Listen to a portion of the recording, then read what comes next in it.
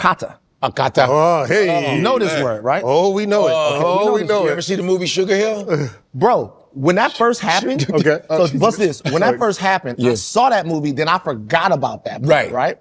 And so I was actually, there was You saw Sugar Hill? No. With Wesley Snipes? Akata. Oh, yeah. Phenomenal. Yes. I was actually interested in a girl, and she was Nigerian. Oh, okay. And her brother told me the word. Like, so listen to me. Oh, no. It was, I'm like, wait a minute, hold on. You mean to tell me that Wesley Snipes, that serious, that real? Oh, no. I was like, I thought that was for the movie. He goes, yeah, it doesn't mean that, but this is what it means, and this is the reason why you might have a problem getting my parents to like love you and take. Now, he ended up just kind of with me, not being wrong, not being all the way real with me. Right. But my question then was, why was there a word for the Black American in Nigerian culture? So Akata, the way I've understood it, and you can correct me if I'm wrong, Go ahead. is that like for me, like the way I speak, I'm born here in the United States, so I speak with an American accent, right? Right. Furthermore, I'm from the West Coast, right? So that sounds a lot different from, the South and so on and so forth, right? So when I go back home, Akata is almost as like, oh, he's Americanized. It's probably the best translation I can give it. Like you're a little disconnected, but it's okay, you're Nigerian, right? But that also, the deeper meaning to that, to me, the layer underneath that is the fact that for so long, Africans have been looked at as, like, oh, you're the other one, right? Like you're just, nobody wants, you want to be disconnected from Africa because it's poor, it's this, it's all these bad, attributes. And so that term is going, oh, you've been disconnected from us, right? You've been disconnected, but not in a disrespectful way, but mostly in a way. And it's over the years has turned into this slight little diss, right? Like, oh, it's a gigantic diss. Yeah. Like, right. Because to me, I felt like it was, and you might have your own different opinion on it. But for me, I always looked at it as like a protective thing, like I have to protect our culture because these ones are coming in, maybe perhaps looking down on me. But here's the last thing, I'll give it to you. When you go back home and you show the respect, and I just came back in April. Okay. I didn't get any of the looks, because sometimes they can say it without even saying it, right?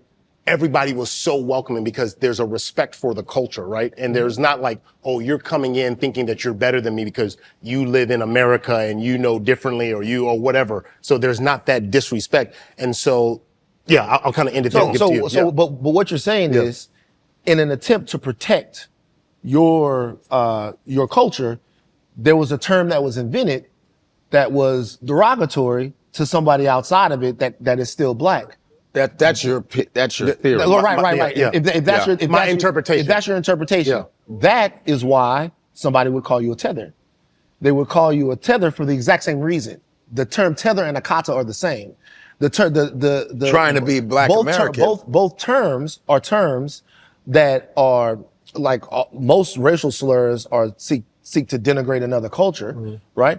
But the reason why they're doing that is because, I'm not saying it's right, but I'm saying they are seeking to establish the sanctity of Black American culture in the same way whomever came up with the term. But then how do you then treat bicultural people? Because I know this because my wife is biracial. Okay. And so I now see it differently, right? And so she's talked to me about this. My pastor back in San Diego, Pastor Miles, biracial.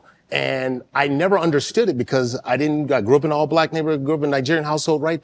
But he was saying like, I'm not white enough. I'm not Black enough. Where do I belong? And you just get casted away. And so it becomes a very difficult challenge when you're having them. I'm like, everything that has happened to you here in America in my generation, right? I'm not going back to from 1979 forward. Everything that you've experienced, I've experienced. You can't tell me anything differently, right? Certainly. And so, but then I've also, on a second hand, have experienced a lot of stuff through my parents' stories, through their life, through the way they live and their culture. So I'm going, wait, I just don't belong? No, I'm not saying that at all. Like what I'm saying is, because I would resent the idea of being a tether, an Akata, or anything like that. Yeah. Like when I heard the term, like Akata, I resented it. Yeah. You hear Nas rap. Some Africans don't like us, no way, right? And there's a xenophobia and a sort of protectionism that exists just from like country and nationality. There's a protectionism that exists from New Orleans to Baton Rouge. That's all right. right. So I'm from Baton Rouge. Yeah. The niggas in New Orleans say that we country, right? So there's so all of this stuff. It's tribalism. It's factual because Igbos and Yorubas will say stuff about each other, but that's fine because I think in an animal kingdom there's always a hierarchy of in bee colonies, ant colonies. There's always a hierarchy of worker bees and worker ant. That's facts. Yeah. But with this, like with the Akata, like in the movie Sugar Hill. There's a guy that kind of looks like him. There's the guy he's doing a deal with, and he's a tall, bald guy. He goes, and Wesley's like, so what's up? Are we doing business? I don't think it's going to work. He goes, what you mean? He said, we can't work with the Akata. He goes, hey man, what is up with this Akata you keep saying? And the guy goes, we don't want to work with cotton picker. And Wesley just goes crazy. And I was like, yeah, Wesley, I want him to kick the, right. But I was always called Americanized. When we went to Nigeria, everyone's like, you're Americanized. But then they would use Akata for Black Americans. Well, you see, and so almost derogatorily. And so my thing is this. Being called Americanized somewhere else is probably something that like they frown upon, right? It's some sort of cultural. Because you've lost your culture. You're not, like. So understand that like that is our culture. So in my opinion, Black people Americanized America. You see, we came here and we are the ones that had to invent a new cuisine. We're the ones that had to invent a new way to speak.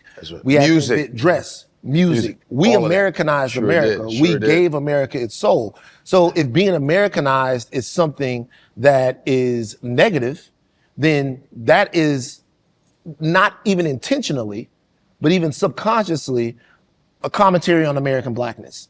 And so when we are trying to talk about American Blackness, what we are legitimately doing, in my opinion, is, and it's difficult to do sometimes when it's in multimedia the way that it is and it's portrayed the way that it is sometimes. We're saying that our culture is beautiful too. Our culture is grand too. I love our culture. The two is like our culture. All the other, because you go with like we are kings and queens. We always talk about how we were kings and queens. We still are. We're kings and queens now. We put people on. We have royal families. The Carters are a royal family, right? Like we have royal families. We do these things. There is nothing that is less important or majestic about Black American culture. Right. It might be a little bit more dramatic. You might see it a little bit more in a different way. It might be a little glitzier because of the way that America is, but we've bled, we fought, we died. And there's an absolute respect for that. And I will tell you this, and this is from my experience, you tell me different, and I think there are a lot of people who agree with me. I was at a basketball game, and a woman came to me from, I think she was from Mali. I can't remember where she's from, and she was like, thank you so much for sharing your story. And I'm getting ready to walk in the game, and I'm like, I'm almost in tears. I'm like, dang, why you do that to me? Right? But she was saying like the same way you were treated, and she's probably 7, 8, 9 years older than me or something like that. I too was treated the same way. And so when you talk about what's being said in conversations behind closed doors, I can tell you, whenever I've been to any of the countries I've been to in Africa, I've been to 8 countries, I still want to go to all 54. Bring me to America. America. There's this reverence because of what is marketed to Africa about America. Yeah, certainly. It's like there's this, oh man.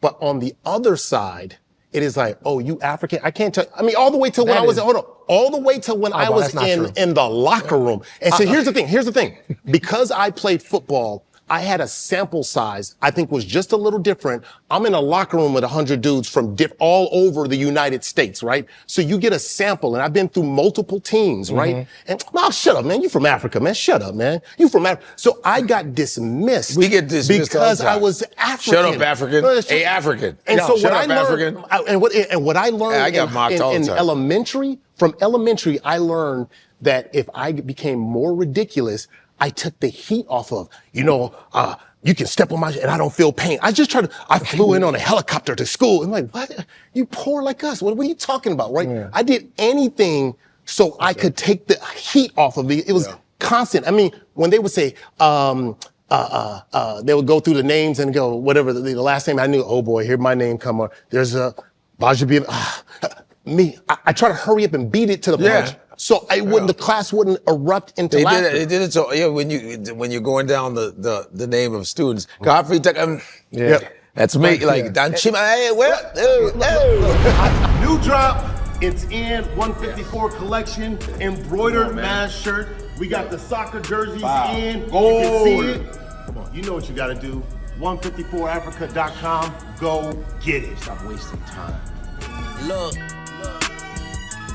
154, we all connected, baby, you already know. I'm talking 154, we bringing Africa around the whole globe. Ain't no place like home.